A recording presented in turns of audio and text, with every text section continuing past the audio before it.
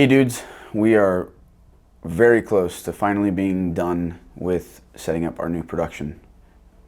We have new molds that are extraordinarily close to being dialed in. We have hundreds of parts on order for our first test run of this new mold, and we will then receive the couple thousand parts left that we have ordered and paid for a year ago.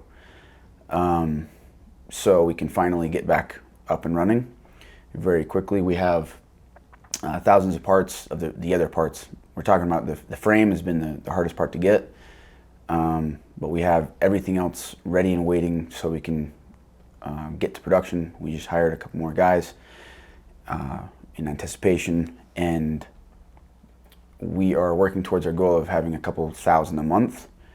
We'd like to do probably two drops a month of 1,000 each, so it's, you know, not such a insane fight to get them, and hopefully they last in stock for maybe an hour or a few, and then as soon as we hit that goal and we're good and rolling on 2,000 a month, we will get to 4,000 a month and quickly fill the demand that is out there.